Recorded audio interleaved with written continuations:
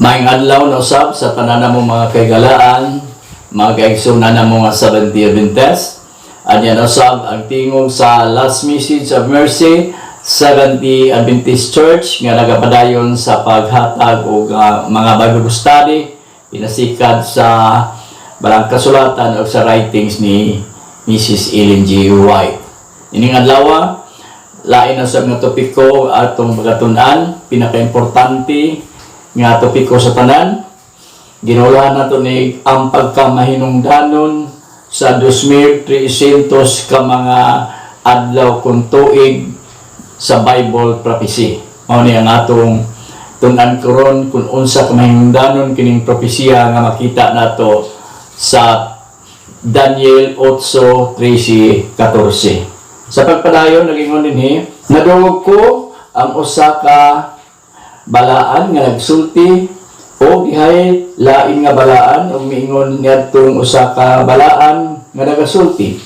Hangtod kanusa ang panan-awon may tungod sa dayon nga halad nga sinunog ug ang kalapasan nga nagalumpag aron sa paghatag sa balaanong puloy-anan o sa panon nga pagayatakan sa ilalom sa iyang tiil. O mitubag ang isa ka balaan ug siya nagingon ug siya mingon kanako hangtod sa 2,000 o 300 ka mga gabii o mga buntag unya ang balaang puloy-anan pagalinisan. So naghiskot kini igalaigsoon may tungod sa balaang puloy-anan o tabernakulo, no, sa panahon nila ni Moses. Mao kini ang balaang puloy-anan mga kaigsunan nga nahimong sentro sa pag-ampo sa panahon nila ni Moses. Nga sa diin pinagi sa itong gibasa ana ay mga pulong sa Daniel 8:13-14 nga kinahanglan kahatagan og igo nga kahulugan. Sa mapananglit, unsa ang kahulugan sa balaang puloy-anan? Unsa ang kahulugan sa halad nga sinunog? Ang paglinis sa balaang puloy-anan o ang 2,000 300 o mga gabii o mga buntag. Kini mo'y tagaan nato pagtagad unsa ang tinuod nga kahulugan niini pinasikad sa balang kasulatan o sa writings ni Ellen G. White. Sa mabasa nato sa Exodus 25:8, ang Diyos nagsulti kay Moses, nag-ingon siya dinhi, o pabuhaton mo sila og usa ka balaang puloy-anan alang kanako aron ako magapuyo sa taliwala nila. Sumala sa tanan nga gipakita ko kanimo ang panig-ingnan sa tabernakulo, ang panig-ingnan sa tanang mga galamiton niini, mao kini ang pagabuhaton ninyo. So, mao kini ang balaang puloy-anan mga kaigsunan, sumala sa instruction sa Dios nga siya ang naghatag o porma o mga bahin kung saon paghimo ang balaang puloy-anan sumala sa iyang gipakita kay Moses. Mao kini nga kita nato mga kaigsunan nga sa diin ang mga Israelitas dito sa kabatagan sa Moab unya nagtukod silang tabernakulo. Din ato makita dinhi nga ang mga Israelita nagatulda sila palibot sa maong tabernakulo. Nga makita nato dinhi nga nabahin kini sa tulo. Diri sa banda mo ni gitawag outer court, no? O diha sa sulod nga tabernakulo ang makita nato mao kining duha ka dapit na adunay pagkalahi. Ang una gitawag kining balaang dapit, diin makita nato ang kandilero nga bulawan nga 7 ang sanga o dapit sa tuong nga bahin ang lamisas tinapay nga walay libadura. Samtang diha sa sentro ana diha ang altar sa insinso. Kini gitawag kining balaan nga dapit. Samtang diri sa ikaduhang bahin ginatawag kining labing balaang dapit o most holy place. Nga sa diin makita dito ang arka sa tugon nga gibutangan sa napulo ka sugo sa Dios sa duha ka papan nga bato. O sa sulod sumala sa mabasa nato ana dito ang sungko ni Aaron nga nanalingsing uban sa usa ka tibod sa mana.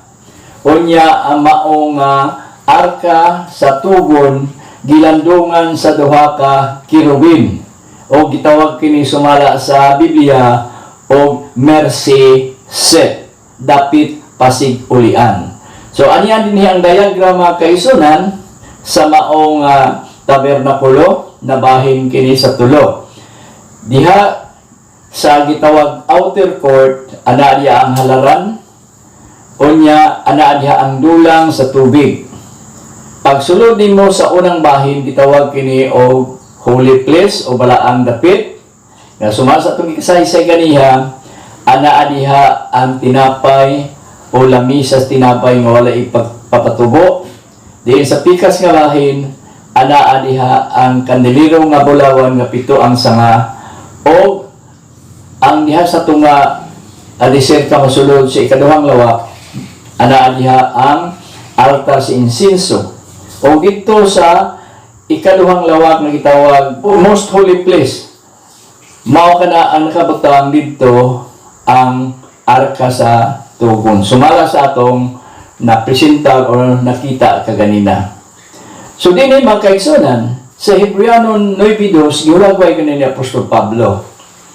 Kay diha may giandam nga usa ka tabernakulo ang pangunahan, diha ang tungtunganan sa lamparahan o lamisa o ang mga tinapay nga gibutang sa tubangan sa Dios.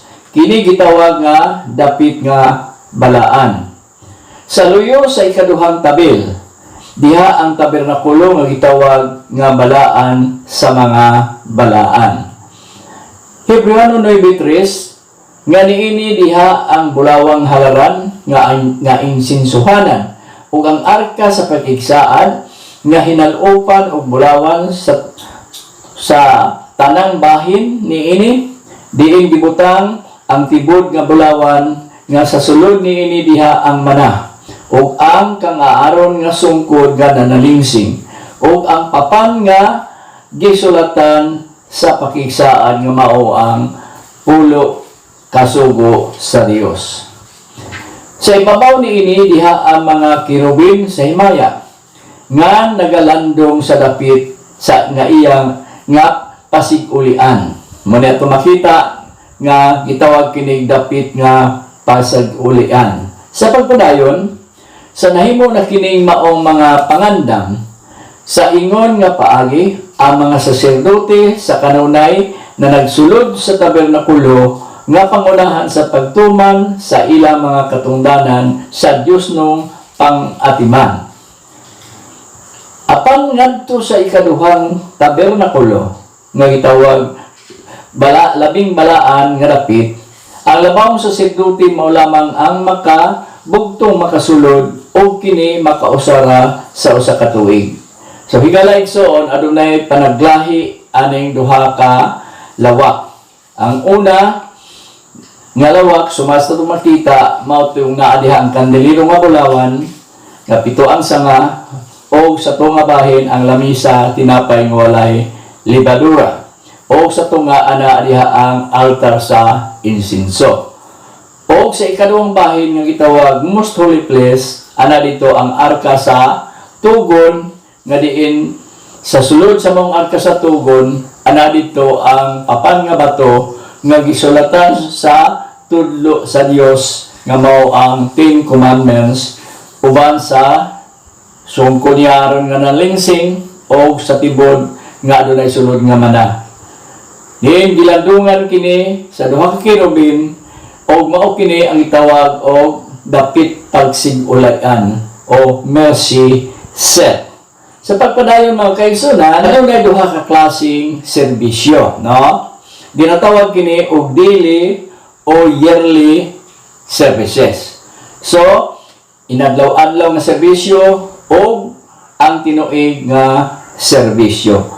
Iskutan ta karon ang inadlaw nga serbisyo. sa daily services Levitico 6:6 o magadala siya sa iyang halad nga tungod sa paglapas ngadto kang Jehova o usa ka karnero nga laki nga walay ikasaway gikan sa panon. Sa maong higayon mga kaigsunan, sa panahon nila ni Moses, nga kung sila makasala, magdala sila o mga halad nga mananap. Nahibawa na to nga ang sala mao ang paglapas sa kasuguan sa Dios. 1 Juan 3:4. Apan sa Biblia, mabasa na to diha sa sinulat ni San Juan nga adunay duha ka klaseng sala. Dunay sala nga ikamatay, apan dunay usab sala nga dili ikamatay.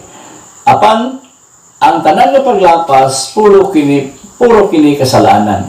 Apan sa Biblia naay kasalanan nga dili mohatod sa kamatayon, apan naapoy sala nga mohatod ngadto sa kamatayon. Sa mga sala nga dili ikamatay, ang ilang buhaton magdala sila og bayad silang sala pinaagi sa mga mananap. Makita din nga ang ginagamit nila sa pagbayad mao ang dugo sa karnero, sa kanding o bisan pa sa mga langgang sa kalangitan. Sa pagpadayon nag-ingon din ug kung ang iyang kapangakuhan dili makaabot sa pagdala og usa ka nating karnero, nan magadala siya tungod sa iyang paglapas nga iyang nabuhat duha ka tukmo kun duha ka kuyabog alang kang Jehova. Ang usa alang sa halad nga sinunog o ang usa at alang sa tungod sa sala. Levitico 5:7. Mao kini ang sistema sa unang panahon nga sa diin magbayad og dugo sa mananap kung ang imong kasalanan nga dili mo dala ngadto sa kamatayon. Apan kung ang kasalanan imong gibuhat angay sa kamatayon, dili nimo pwede mabayaran sa dugo sa mananap. Kanang ginatawag og mga heinous crime, insigida patyon siya nga walay kakuluoy kay wala pa may motubos ni atong panahona. So sumala sa Biblia makaigsunan mao kini ang balaang puloy-anan. Sumala sa atong nang gikasaysay. Og ang iyang halad tungod sa paglapas, pagadad-on niya kang Jehova tungod sa iyang sala. Nga iyang nabuhat usa ka bay gikan sa mga panon sa nating karnero kun kanding alang sa halad tungod sa sala. Sumala sa atong nang gikaingon nga ang sala nga dili ikamatay pwede bayaran sa dugo sa mananap. Apan ang sala nga ikamatay dili pwede bayaran sa dugo sa mananap kundi ang kabayaran niya mao ang iyang kinabuhi sa naghimong sala nga ikamatay. Sa pagpadayon sa diha nga madala na niya dito sa maong nga tabernakulo, no? O mahitabo nga kung makasala siya sa usa nini mga butanga, isugid niya kadto diin siya nakasala. Ang hayop, karniro man o kanding, kung ikaw nakasala, ang imong kasalanan, imong isugid sa maong hayop, no? Diha parte mahina sa ulo sa mong hayop. Pagkahuman, itapion ang imong kamot sa ulo sa mong hayop, diin didto kasugid na ang tanan nimong kasalanan ug ang taong naghimog kasalanan maoy mo patay sa maong hayop. Og ang saserdote kung mga pari, no, og ang karnero o hayop nga walay ikasaway sa lawas mao lang ang mahimo nga ibayad sa kasalanan. Og ang dugo aga saluron sa panaksan sa saserdote kung pari. So mas makita mao ning sistema nga ang makasasala mao'y di mo patay sa karnero, din ang pari igo lang mo salud sa dugo diya sa panaksan. Tapos nini mga kaigsunan, sumala sa Biblia, ang pari nga nagdala sa dugo matubang siya diha sa tabil nga makita nato diri, no, sa di pa siya mosulod. Ituslod magkapito pinaagi siyang tudlo ngadto sa dugo sa maong panaksan. Unya, iwisik niya makapito diha sa tabil sa maong tabernakulo, usa siya makasulod sa unang dapit. Kung makasulod na siya mga higala igsoon, iyang butangan og dugo ang mga sungay-sungay sa mapananglit sa insinso, altar sa insinso na ay mga sungay-sungay, o diri sa lamisa, tinapay nga walay ligatura, sumas Biblia, ana apoy mga sungay. Pagkatapos, magawa siya ang maong nga saserdote kumpare, diin ang maong karnero o kanding man, iyang sunugon diri sa maong halaran gawa sa tabernakulo. Nga gihinanglan kini o outer court. Sa maong paagi, higala igsoon, ang kasalanan sa mong tao nga nakasala sa dili ikamatay, ang iyang kasalanan na transfer gikan kaniya diha sa maong tabernakulo. O kini gihimo adlaw-adlaw sa mga libihanon. O katong halad niya, sunogon, pinagi sa kalayo diha sa halaran. Sa pagpadayon, mauna ang daily services o adlaw-adlaw nga serbisyo sa mga kaparian. Ang mga libihanon, kung banay nilibi, sa adlaw-adlaw nagaserbisyo sa templo sa Dios o diha sa tabernakulo. Adlaw-adlaw wa sila laing trabaho, no? So, tungod ka ba sila laing trabaho, ang ikapulo nga iya sa Dios, sumasa Numeros 18:21. O ganya karon gihatag ko sa mga anak ni Levi ang tanan nga ikapulo sa Israel, alang sa pagkapanulundon nga tumba sa ilang pag-alagad, bisan sa pag-alagad dito sa balong-balong nga pagatigumanan. Nasayo tayo suon, adunay 12 kabanay sa Israel. Sa 12 kabanay, isa lang kabanay ang gitagaan sa Dios sa iyahang ikapulo. Gikan sa abot sa tanang yuta sa Israel, gikahatag dito sa mga libihanon, sumasa tumabasa, katumbas sa ilang pag-alagad sa tabernakulo o balong-balong. Sa ito po magkaigso na ay katumbas. Kung nganong ang ubang mga tribo sa Israel, wala sila nagadawat tungod kay wala sila magbuhat inadlaw-adlaw diha sa templo. Mao na hinungdan mga kaigsunan nga sa atong panahon wala kay muhaom ang practice nga gihimo sa atong mga pangulo. Kay nganuman magkuha man lang sila sa halad og ikapulo, usahay kada bulan lang kaisa, usahay 3 ka bulan, kausa na madto sa simbahan. So, dili haom sumala sa naa sa Biblia. Kay nganong nagdawat og ikapulo kining mga libihanon tungod kay adlaw-adlaw gisla nagalagad sa templo. Ang ikapulo sumasa Biblia katumbas sa ilaha nga buluhaton sa maong templo. Sa pagpadayon mga kaigsunan, no, at the end of the year, a special service was necessary to remove the defilement of sin of Israel from the sanctuary. Nakita na ito ang kaigsunan. Sunod sa katuig, na kining sanctuaryo, no, tabernakulo, pagasabligan og dugo, mahandura na ito unsa kahugaw na, unsa kabaho, kining maong tabernakulo. So, gikinahanglan kini nga hugasan o linisan. Moni, nag-ingon dito sa itong ibasa kaniya, ang paglinis sa balaang puluyanan. Unsaon ang paglinis ni ini, no? So, mas mabasa na ito din sa Levitico 23, 27, 29, nag-ingon diri. Apan sa ikapulo, kaadlaw nining bulana, nga ikapito, mao ang adlaw sa pagtabon sa sala, o kamo dili magbuhat sa bisan unsang buhaton ni ining adlaw. Kay kini mao ang adlaw sa pagtabon sa sala alang kaninyo sa atubangan ni Jehova nga inyong Dios. So kining adlaw sa pagtabon sala na ilan ni nga Day of Atonement o adlaw sa pagtabon sa sala. O naila sa sa kini nga cleansing of sanctuary, paghinglo sa santuaryo, diin ginaisip sa mga Israelita nga the judgment day of Israel.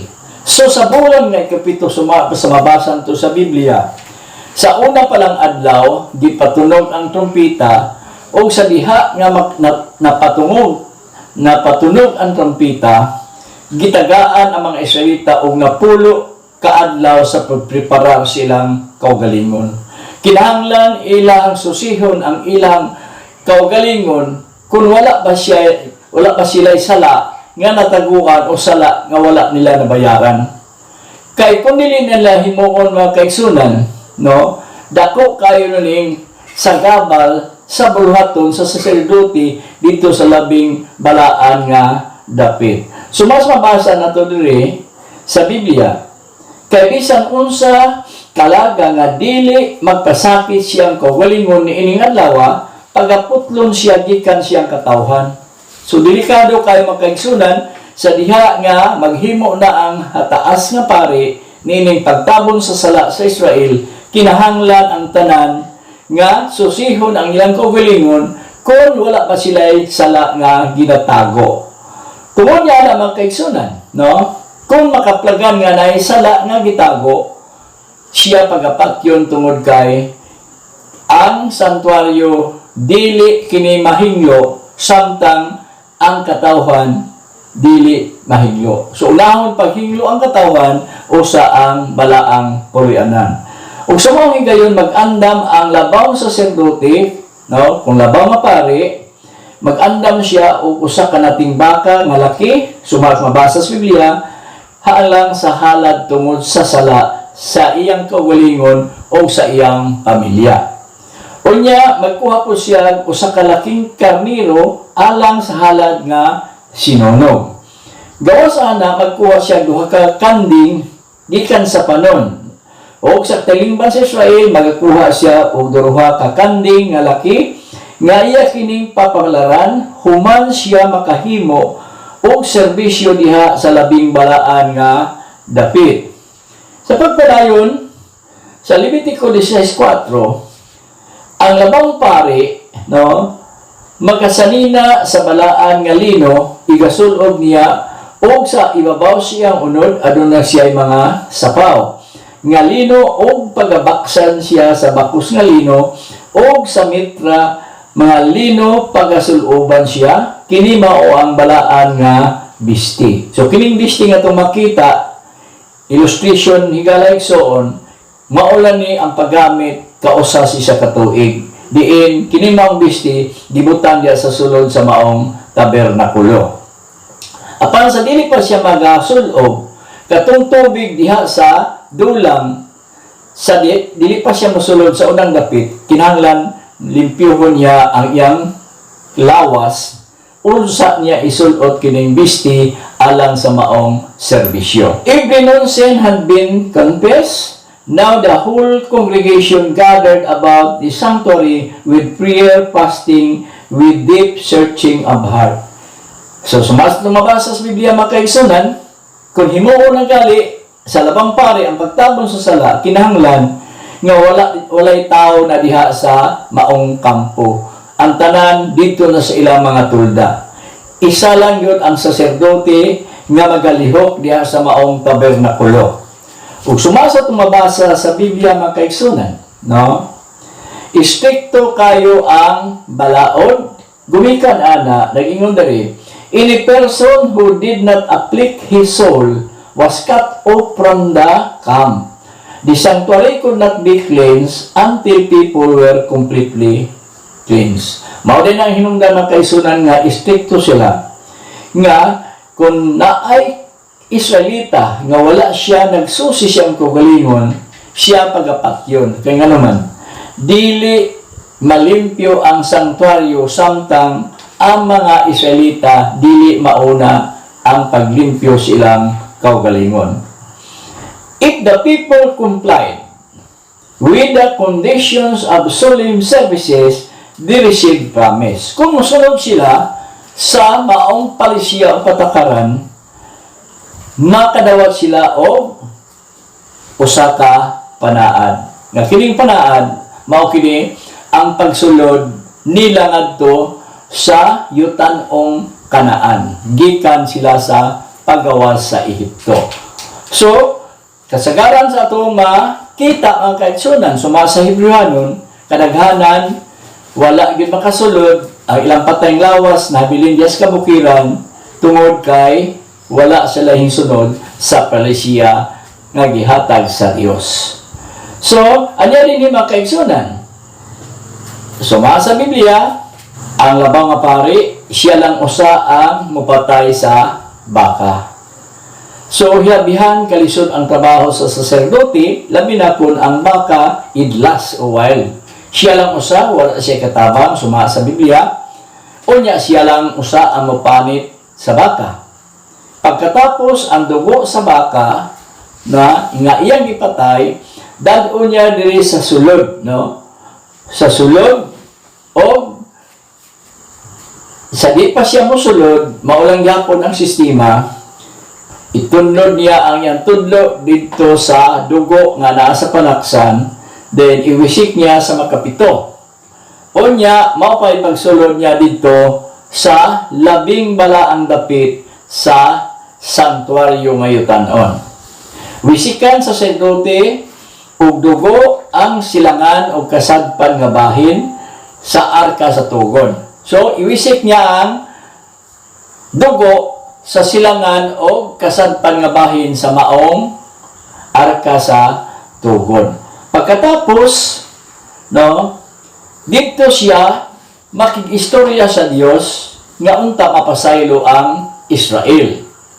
Nakig-istorya siya sa labaw nga makagahom-gahom nga Dios. Siya ang silbi mediator, siya ang silbi tigpatilwala sa Israel ug sa Dios kining labaw nga pari.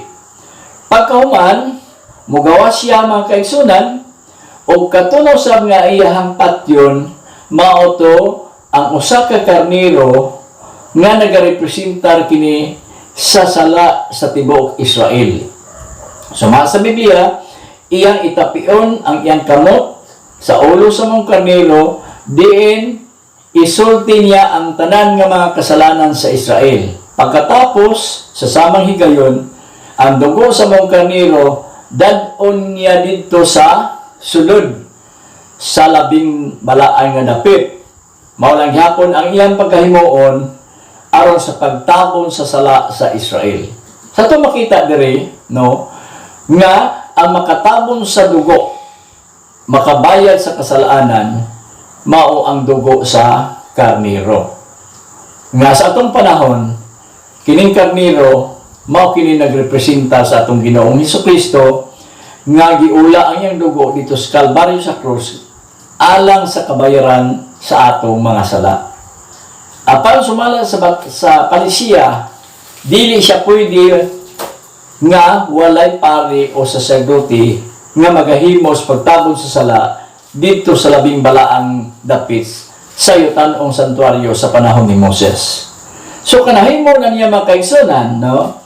In his character as a mediator, he bore the sins of Israel from sanctuary. Ang papel niya ay sa labaw na sacerdote, siya ang mediator. Siya ang tigpatiwala sa Israel o sa Dios. At the door of the tabernacle, he placed all their sins upon the head of scapegoat called Azazel, which recognized by Jews representing the evil one. So, katong duha ka kanding nga gikuha niya sa panon sa mga Israelita, iya tong papalaran. Ang usa nga kanding nagarepresentar sa Dios ug ang usa ka kanding nagarepresentar kay Satanas. O katong kanding nga nagarepresentar ni Satanas, ang tanang kasalanan sa Israel didto gibutang sa ulo sa mga kanding. Pagkahuman sumala sa malikod sa Biblia, magsugo siyang tao nga mo'y modala sa maong kanding didto sa pinakalayo nga dapit nga halayo sa kampo sa Israel ug didto pagabuhian ang kanding. Apit man lead the goat into the wilderness to final separation from the people. Nagasimbolo kini mga kaigsunan ang pagbuhi sa kanding dito sa pinakalayo gyud sa kabukiran o kalasangan, nagpasabot nga ilayo ang sala gikan sa kampo sa Israel. O sumasa mabasa sa Biblia, ang maong tao nga magabuhi dili siya makasulod sa kampo sa Israel kung dili niya hingluan ang iyang kaugalingon pinagi sa tubig.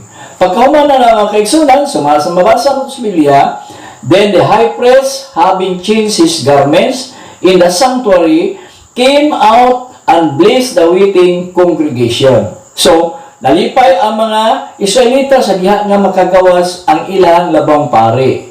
Kaya nagpasabot nga ang ilahang sala napasaylo. Kaya kung dili makagawas kining pari, buti pasabot mamatay dito sa sulod sa maong tabernakulo, nagpasabot nga ang ilang kasalanan wala mapasaylo. All wrongs have been righted, God, justice, and mercy had been vindicated.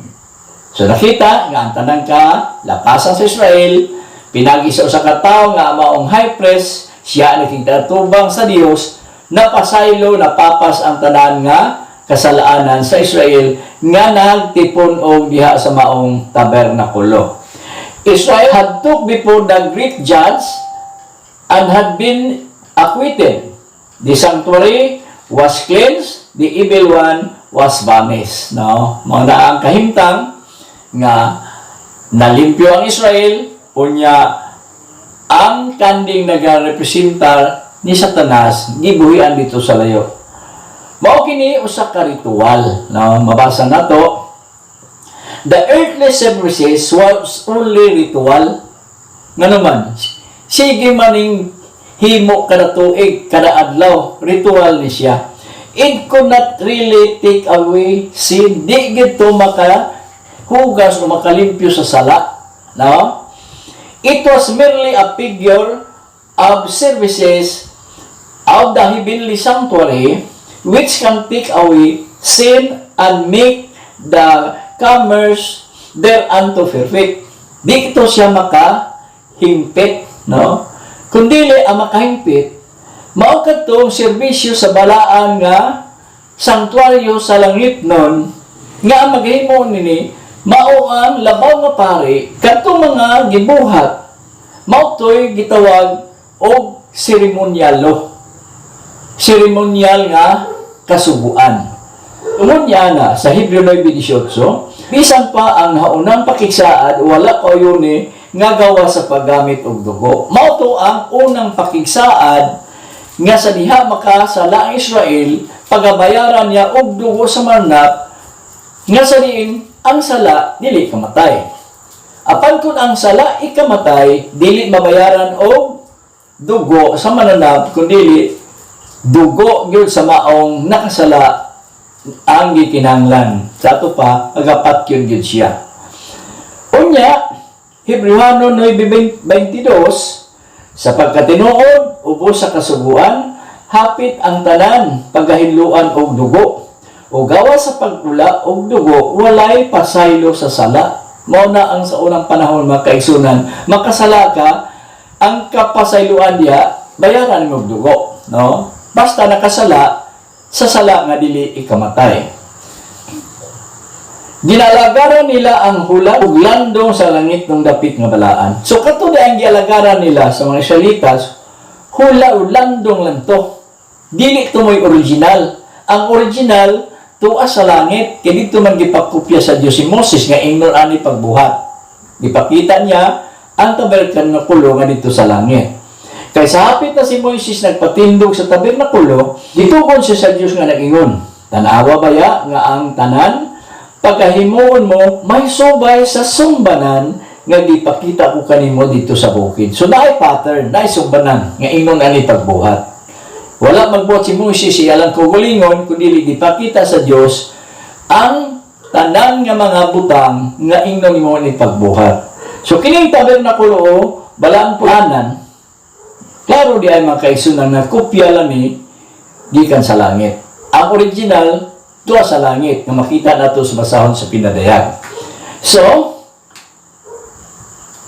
ang Israel, no, after Israel crossed the Jordan River into the Promised Land, the tabernacle was set at Gilgal. So, gidala nila, gibalhin-balhin. It was relocated at Shiloh during the time of dividing the land. And later, it was transferred to Gabaon. 1 Crónicas 21:29, o sa dihagid na nakaabot na sila sa yutang gisaan nga mao ang Kanaan, di patindog ni Solomon ang usa ka magnificent temple nga mao lang gyapon ang pattern na ay outer court, na ay holy place, na ay most holy place. Nga sa diin nagapadayon sila sa paghimo sa serbisyo sa diha nga Israel makasala. So mao na ang na-record sa Biblia. Sa pagpadayon, bisan pa si Daniel, wala makasabot aning maong propesya. So, basta mabasa sa Daniel 8:16-17, o nahitabo sa diha nga ako, bisan pa ako si Daniel, nakakita sa pananawon nga nagpakasusi ako sa kahulugan ni ini, o aniya karon, may bitindog sa akong atubangan, nga ingon sa dagway sa usa ka tawo. Kung nadungog ko ang tingog sa usa ka tawo sa taliwala sa duha ka tampi sa ulay nga nagasangpit og miingon, Gabriel, ipasabot ining tawo ang pananawon. So higalay soon, bisan pa si Daniel, wala siya masabde. Mao ni ang propesya, malisod sabton labaw na kung wala kay tigpasabot. Nga na makahimo pag-interpret ang mga Seventh-day Adventist nga nagtuon sa propesya tungod kay aduna may manalagna nga nagasaysay, nagahubad sa mga tagna sa Biblia nga mao si Ellen G. White. Sa pagpadayon higalay son, busa siya miduol sa daplin din ako nagatindog, o sa pag-abot niya ako nahadlok, o ako napaumod ang akong naon sa yuta, apan siya mingon kanako, Santa, anak sa tao, kay ang pananawon iya sa panahon sa katapusan. Kung sa diay higalayson, katong pananawon nga nakita ni Daniel, iya to sa katapusang panahon nga mao ni karon ang atong panahon. So sa diay nga gisay-say mga kaigsunan, unsay kalugan, usa na usab ka propesya o panagna ang gipahayag ni Gabriel. Sa mabasa nato dinhi sa Daniel 9:24, nag-ingon dinhi mga kaigsunan, kapituan ka simana mo'y tagal ibabaw sa imong katawhan o sa imong balaang syudad, sa paghuman sa kalapasan o sa pagtapos sa mga sala o sa paghimo sa pagpasiguli alang sa kasalanan o sa pagsulod sa walay katapusang pagkamatarong, o sa pagmatuod sa pananawon o sa mga panagna, o pagbihog sa labing balaan sa mga balaan. So, lain na sa mga propesya o panagna ang gihatag nga kinahanglan paga-sulbaron kini mga kaigsunan. So, sumasa itong mabasa din no? Gihatagan siya kapituan kasimana maitagal sa imong katawhan o sa imong balaang syudad. Daniel 9:24. Makapangutan na tayo soon. Kinsa man di ay ang giila sa Dios nga iyang katawhan. Basa na ito ni sinulot ni Amos nga walay laing mao ang Israel nga gikuha niya dito nga ulipon dito sa yuta sa Egypto. O unsa man ang balaang syudad. So sa mabasa ito sa Biblia, mao kini ang siyudad sa Jerusalem nga naa na himutang diha sa Kanaan. Mao ni giila nga gitagaan ni sila kapituan kasimana. Gitagalan sila kapituan kasimana ang katawan sa Dios o ang balaang siyudad. Nga sa propesya mga kaigsunan, no? Sa propesya Ezekiel 4:6 ang usa ka adlaw nagkahulugan og usa ka tuig. So, gitagaan ni siya 7 ka simana, kapituan ka simana, mo'y gitagal. So, kung atong gamiton ang formula ni makaigsunan, ang 7 ka simana o 7 weeks, ay mo sa kasimana may 7 man kadlaw, so 70 weeks, no, times 7, mahimo ni siyang 490 days or years. Sa formula nga mo sa kadlaw usa ka tuig. So 70 times 7 equals 490 days or 490 years. Sa pagpadayon mga kaigsunan, no? Sulod sa ginaingon nga 490 years, mao kini ang mahitabo sa Israel. Una, pagkahuman sa kalapasan o pagtapos sa mga sala. Ang ikaduha, paghimo sa pagpagisig uli sa kasalanan. Ikatulo, pagsulod sa walay katapusang pagkamatarong. Ug ang ikapat, pagmatuod sa pananawon o sa mga panagna. Ang ikalima, pagdihog sa balaan sa mga balaan. Kining lima ka mga panghitabo, sulod kini sa 490 ka tuig sumala sa propesya nga mao kini ang mahitabo sa katawhan sa Dios o sa siyudad sa Jerusalem. Sa Daniel 9:25, nagingon dinhi, busa hibaloi og sabta nga sa paggula sa sugo, sa pagpahuli o sa pagtukod sa Jerusalem alang sa Mesiyas ang prinsipe. Kaya naman, ang Jerusalem gigunog man ni sa panahon ni Haring Nabucodonosor, no? Giguba ang templo. Unya mo tong panahon nga gibihag sila sa Daniel, nadala ngadto sa Babylonia. Apan tungod kay katawhan sila sa Dios, no? Pinaagi napili ang Babylonia sa Medo o Persia diin sa diha nga Medo Persia na naghari, gitugutan kini mga Hudyo nga makabalik ngadto sa Jerusalem. Sa pagpadayon nag-ingon dinhi si Daniel 9:25, mapito ka simana ug kanuman og duha ka simana tukuron kini pag-usab uban ang dalan ug ang kuta bisan sa masamok nga mga panahon. Ug sa tapos sa kanuman og duha ka simana ang Mesiyas pagapatyon ug siya walay bisan unsa ug ang katawhan sa laing prinsipe moanha ug maoy muguba sa syudad ug sa balaang pulianan. O siya magapamatuod sa lig-on nga tugon uban sa daghang sulod sa usa ka simana. O sa tunga-tunga sa simana, iyang pahunungon ang paghalad ug ang halad nga kalanon. Mao kini mga higalaigsoon ang propesya nga ato nga pagahubiton sa sunod nato nga pagtuon, no? Dili man nato ni makausalang pagahimoon kay taas kini nga propesya. Unya, ang kapituan ka simana nga gitagal ato kini pagabatbaton sa sunod na usab nato nga pagtuon. O gining tumura higalaigsoon, naabot na sa panahon nga tapuso nato kining unang hugna, apan ayaw ninyo hikalinti aduna ni ikaduhang bahin nga magahatag og tibuok nga kasaysayan ining 2,300 ka mga katuigan nga dako kaini og hinungdanon kaayo labi na sa atong panahon karon sumala sa atong una nga pagtuon nga kining maong topiko 2,300 nga adlaw ginakuha na kini ug wala na kini itudlo sa Seventh-day Adventist nga under sa General Conference sumala sa atong nabasa sa usa ka sulat, usa ka libro ni Emil Andresen, usa ka field secretary sa General Conference. Sumala atong natun-an natong miyagi nga mga adlaw. So, dinhi ining panahon na mga kaigsunan, kini ang gihapon ang inyong igsoon, Gis ni Sibilia, nga magaingon kanato sa ang kaalinaw o ang dugma sa Dios sinaupa. Magapanalangin sa kanato o daghang salamat.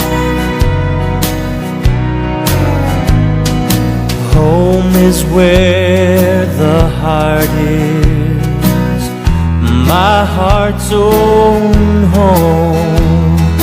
Though I never really had one to call my